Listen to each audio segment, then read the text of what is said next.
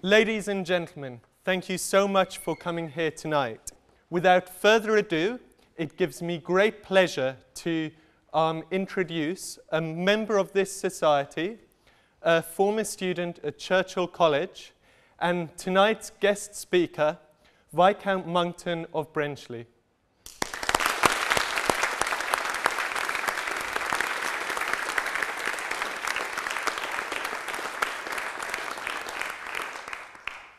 Mr. President, sir, I'm going to give you the science of climate change, and I'm going to give it to you from a perspective which you will not have seen in the media, you will not have heard it from politicians, you will not have seen it in reports of the scientists who have taken charge of this debate. I'm going to talk to you of those parts of the science which they don't want you to hear about. So you may be thinking, what right does a non-scientist, albeit a former political advisor to prime ministers, have to talk to us about the science of climate change? Well, I have as much right as Al Gore has. He's no scientist, yet, like me, he made a movie about global warming, and it won an Oscar for Best Sci-Fi Comedy Horror. Now, I'm not going to give you, as he did in that film, my opinion about climate change, because it is as worthless as his. I confess at the outset, I am not a scientist of any sort, still less a climate scientist. It would therefore be totally inappropriate of me to lecture you about what view I think you should take on this subject. I'm going to take the approach of Fox News. We report, you decide. I'm going to show you an enormous amount of information, real information overload, from the scientific journals, which will give you a different perspective on climate change, because I don't want you simply to go on believing, if any of you do, in this new religion of climate change. My task here tonight is to de-smog this debate and allow you to see one or two aspects that have not yet been put in front of you. My approach has been very much one of inquiry and not of advocacy. I'm taking a scientific approach, rather as T.H. Huxley did when he said, "The improver of natural knowledge absolutely refuses to acknowledge authority as such. For him, skepticism is the highest of duties, blind faith, the one unpardonable sin." And the covenant which I propose to make to this House tonight is that I will be as sceptical of the non-conformists in this debate as I will with the conformists. It is not my job only to question those scientific papers that are put forward by one side. I'm going to try to give you what is a fair, reasonable and balanced look at this question, but it will slightly overemphasize, as you may think, the counter-consensual point of view simply by way of restoring balance in a debate where the counter-consensual view has not, until the kindness of this House, had a recent airing anywhere in the UK at all. Now, you may well become angry as this address unfolds. The reason why is that you'll be angry first at me, some of you, because I'll be revealing hard scientific evidence that will challenge just about every supposed fact that you've ever heard about global warming.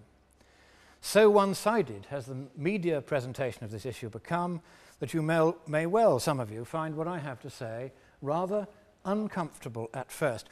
But then as my presentation unfolds, if you're intellectually honest, you will gradually become angry with the politicians, the movie makers, the school teachers and politicians who have, at best, been too lazy to give you the whole scientific truth and have at worst deliberately withheld the truth from you and distorted it beyond all reason or proportion. Now, I'm going to begin very briefly with what the climate change debate is not about. It's not about whether we can just freely pollute our beautiful planet without any care for our fellow creatures or for their future or our own. I'm not here to advocate ruinous overexploitation of the planet's resources. That is no part of my presentation at all. Secondly, the debate is not about whether we are adding greenhouse gases to the atmosphere, because we are. And thirdly, I'm not going to say anything to you about whether adding greenhouse gases to the atmosphere is likely to increase temperature. On this side of the presentation, it is conceded that, of course, if you add a greenhouse gas to the natural greenhouse effect, then there will be some enhancement of temperature. So what the debate is about then, it's about whether we can trust the scientists, the politicians, the media who are driving us towards an avowedly alarmist view of what might happen if the weather became just a little warmer. Every 5 years or so, the IPCC produces a major assessment report on climate change. The most recent was published early in 2007. Now, the first chairman of this Intergovernmental Panel on Climate Change was Sir John Horton. And he said, unless we announce disasters, no one will listen.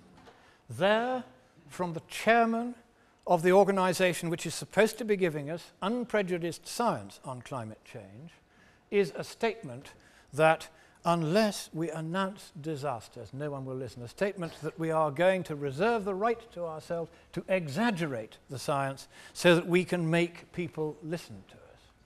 And with that background, we have to look at what are the motives of an organisation like the Intergovernmental Panel on Climate Change. The first thing is quite obvious. The IPCC is a corporation, albeit without the constraint of shareholders. Like any corporation, it has a vested interest in putting itself first and maintaining its own existence and enhancing its own status and accreting to itself as much profit as it can. This is a matter of simple, commercial, practical, political reality. Whenever you set up an organisation to address a particular problem, it will go on addressing that problem, whether or not the problem actually exists. Now, as an illustration of the bias that has crept in to the IPCC's proceedings, I'm going to go back to the 1995 report that the IPCC produced. And it produced 3 statements, each of which in one way or another said that there isn't really any evidence, hard evidence, that said that we can attribute observed climate change to increase in greenhouse gases.